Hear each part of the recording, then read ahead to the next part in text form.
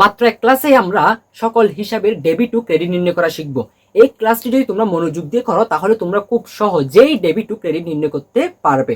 প্রথমে আমরা জানবো হিসাব। আধুনিক বা সমীকরণ পদ্ধতি অনুসারে হিসাব 5 প্রকার। আধুনিক বা সমীকরণ অনুসারে হিসাব কত প্রকার? হিসাব 5 প্রকার। আধুনিক বা সমীকরণ পদ্ধতি অনুসারে হিসাব 5 প্রকার। এক হচ্ছে সম্পদ হিসাব, ব্যয় হিসাব, আয় হিসাব, দায় হিসাব, মালিকানা সত্ত্ব হিসাব। সম্পত্তি হিসাব, ব্যয় হিসাব, আয় হিসাব, দায় হিসাব, মালিকানা সত্ত্ব হিসাব। আধুনিক বা সমীকরণ পদ্ধতি অনুসারে হিসাব 5 প্রকার। সম্পত্তি হিসাব, ব্যয় হিসাব, আয় হিসাব, দায় হিসাব, মালিকানা সত্ত্ব হিসাব। এখানে দুইটি হিসাব সম্পত্তি হিসাব এবং ব্যয় হিসাব, এই দুইটি হিসাব যদি বৃদ্ধি পায়, সম্পদ হিসাব এবং ব্যয় হিসাব, যত সম্পদ আছে যত ব্যয় আছে, যাবতীয় সম্পদ এবং ব্যয় হিসাব যদি বৃদ্ধি পায় তাহলে ডেবিট হবে, বৃদ্ধি পেলে ডেবিট হবে, এবং যদি হ্রাস পায় অর্থাৎ কমে যায় সেক্ষেত্রে ক্রেডিট হবে। অর্থাৎ সম্পদ হিসাব এবং ব্যয় হিসাব যদি বৃদ্ধি পায় ডেবিট, বৃদ্ধি পেলে ডেবিট, আর হ্রাস পেলে, হ্রাস মানে বিয়োগ হওয়া, বৃদ্ধি মানে যোগ হওয়া, যদি যোগ হয় বা বৃদ্ধি পায় ডেবিট, হ্রাস পেলে ক্রেডিট। এই সম্পত্তি হিসাব এবং ব্যয় হিসাব আমরা সহজেই মনে রাখতে পারবো সব দিয়ে। দন্তার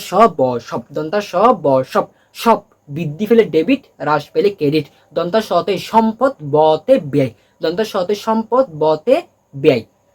তাহলে সম্পদ হিসাব এবং ব্যয় হিসাব বৃদ্ধি পেলে ডেবিট, হ্রাস পেলে ক্রেডিট। আয়, দায়, মালিকানা সত্ত্ব। আয় হিসাব, দায় হিসাব, মালিকানা সত্ত্ব হিসাব, এই তিনটি হিসাব যদি বৃদ্ধি পায়, আয় হিসাব, দায় হিসাব, মালিকানা সত্ত্ব হিসাব, এই তিনটি হিসাব যদি বৃদ্ধি পায় তাহলে ক্রেডিট হবে। বৃদ্ধি পেলে ক্রেডিট, হ্রাস পেলে ডেবিট হবে। এই তিনটি হিসাব আমরা সহজেই মনে রাখতে পারবো আদম দিয়ে। আতে আয়, দতে দায়, মতে মালিকানা সত্ত্ব। আদম বৃদ্ধি পেলে ডেবিট, হ্রাস পেলে ক্রেডিট। না, আদম বৃদ্ধি পেলে ক্রেডিট, হ্রাস পেলে ডেবিট। অর্থাৎ এখানে বৃদ্ধি পেয়েছে অর্থাৎ যোগ হয়েছে, সেক্ষেত্রে ক্রেডিট। আয় হিসাব, দায় হিসাব, মালিকানা সত্ত্ব হিসাব বৃদ্ধি পেলে ক্রেডিট, আর মাইনাস অর্থাৎ বিয়োগ হয়েছে সেক্ষেত্রে ডেবিট। তাহলে সম্পদ আধুনিক বা সমীকরণ পদ্ধতি অনুসারে হিসাব 5 প্রকার। সম্পদ হিসাব, ব্যয় হিসাব, আয় হিসাব, দায় হিসাব, মালিকানা সত্ত্ব হিসাব। সম্পদ হিসাব এবং ব্যয় হিসাব যদি বৃদ্ধি পায় সেক্ষেত্রে ডেবিট হবে, হ্রাস পেলে ক্রেডিট হবে। আয়, দায়, মালিকানা সত্ত্ব এই তিনটি হিসাব যদি বৃদ্ধি পায় ক্রেডিট, হ্রাস পেলে ডেবিট। এখন আমরা কিছু উদাহরণ দেখব। মনে করো আসবাবপত্র ক্রয় 5,000 টাকা। এখানে আমি আসবাবপত্র ক্রয় করেছি। আসবাবপত্র হচ্ছে একটা আমাদের জন্য সম্পদ। আসবাবপত্র আমাদের জন্য এক ধরনের সম্পদ। এখন আমরা এই সম্পদটা ক্রয় করার ফলে আমার প্রতিষ্ঠানের সম্পদ বৃদ্ধি পেয়েছে। আসবাবপত্র ক্রয় করার ফলে আমার প্রতিষ্ঠানের সম্পদ বৃদ্ধি পেয়েছে। এখন সম্পদটা বৃদ্ধি পেল, আমি আসবাবপত্র ক্রয় করলাম, ক্রয় করলে টাকা চলে যায়। আমি আসবাবপত্র কিনেছি, ক্রয় করেছি, ক্রয় করলে টাকা চলে যাবে। এই যে টাকা চলে গেল, এটা হচ্ছে আমার জন্য এক ধরনের ব্যয় বা খরচ। খরচ বৃদ্ধি পেলে কি হয়? ডেবিট হয়। কারণ খরচ সৃষ্টি হয়েছে, আমার খরচ বেড়েছে, আমি আসবাবপত্র কিনেছি, খরচ হয়েছে, অর্থাৎ খরচ বৃদ্ধি পেয়েছে। সুতরাং এই খরচটা বসবে কোথায়? ডেবিটে। এখন এটা যাবে না, যখন আমরা দিব এটা হবে আসবাবপত্র হিসাব ডেবিট,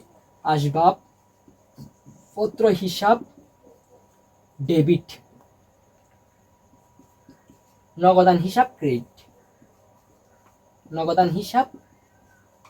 ক্রেডিট। এখন আসবাবপত্রটা ডেবিটে বসলো কেন? কারণ আমি আসবাবপত্র কিনেছি, ব্যয় হয়েছে, টাকা চলে গেছে, এই জন্য আসবাবপত্র হিসাব ডেবিট। এখন আমি আরেকটা উদাহরণ দিই। লভ্যাংশ প্রাপ্তি 200 টাকা। অর্থাৎ আমরা লভ্যাংশ পেয়েছি 200 টাকা। লভ্যাংশটা হচ্ছে আমাদের জন্য এক ধরনের আয়। আয় বৃদ্ধি পেলে ক্রেডিট হয়। সুতরাং লভ্যাংশ প্রাপ্তি 200 টাকা, আমাদের কাছে টাকা এসেছে, অর্থাৎ আমাদের টাকাটা বৃদ্ধি পেয়েছে, আয় হয়েছে, সুতরাং এটা ক্রেডিটে বসবে কোনটা? লভ্যাংশ প্রাপ্তিটা। লভ্যাংশ প্রাপ্তি 200 টাকা, আমরা লভ্যাংশ পেয়েছি, আমাদের টাকা এসেছে, অর্থাৎ আয় হয়েছে। এখন আয় হলে বসে কোথায়? ক্রেডিটে। সুতরাং এটা জাবেদাটা হবে নগদান হিসাব ডেবিট, নগদান হিসাব ডেবিট, লভ্যাংশ প্রাপ্তি হিসাব ক্রেডিট, হিসাব ক্রেডিট। লভ্যাংশ প্রাপ্তিটা আমাদের জন্য এক ধরনের কি? আয়। লভ্যাংশ প্রাপ্তিটা আমাদের জন্য এক ধরনের আয়। সুতরাং এই কারণে লভ্যাংশ প্রাপ্তি হিসাব কোথায় বসেছে? ক্রেডিটে বসেছে। আমি আরো একটু উদাহরণ দিই। পণ্য বিক্রয় 5,000 টাকা, আমরা পণ্য বিক্রয় করেছি 5,000 টাকা। কোনো কিছু যদি আমরা বিক্রয় করি সেক্ষেত্রে আমাদের কাছে টাকা আসে।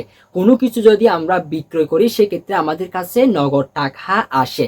কোনো কিছু যদি আমরা বিক্রয় করি তাহলে আমাদের কাছে নগদ টাকা আসে। এখন নগদ টাকা যদি আমাদের কাছে আসে, নগদ টাকা আমাদের কাছে আসলো, এটা আয় হলো। নগদ টাকা আসলো, আয় হলো, অর্থাৎ আমাদের কাছে নগদ এসেছে, নগদ এটা আমাদের জন্য সম্পদ, নগদ টাকা এসেছে। এখন নগদ বৃদ্ধি পেয়েছে, অর্থাৎ টাকার পরিমাণ কি পেয়েছে?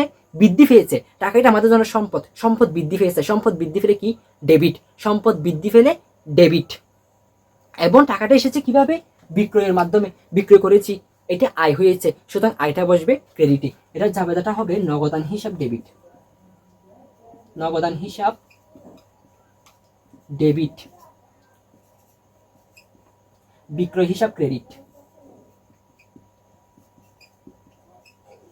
হিসাব ক্রেডিট।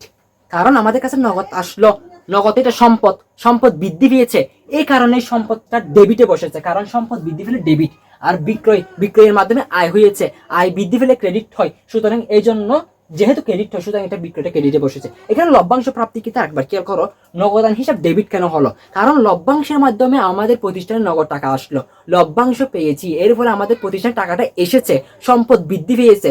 সম্পদ কি? নগদ, এটা আমাদের জন্য সম্পদ। সেই জন্য নগদ যেহেতু বৃদ্ধি পেয়েছে, সম্পদ বৃদ্ধি পেলে ডেবিট হয়। নগদ যেহেতু সম্পদ, সুতরাং সেই জন্য নগদান হিসাব ডেবিট হয়েছে। আমি আশা করি তোমরা এটা বুঝতে পেরেছো। তাহলে হিসাব 5 প্রকার। এখানে সম্পদ হিসাব এবং ব্যয় হিসাব। যদি বৃদ্ধি পায় ডেবিট, হ্রাস পেলে ক্রেডিট। আর আয়, দায়, মালিকানা সত্ত্ব, এই 3টি হিসাব বৃদ্ধি পেলে ক্রেডিট, হ্রাস পেলে ডেবিট। আমি আশা করি তোমরা এটা বুঝতে পেরেছো।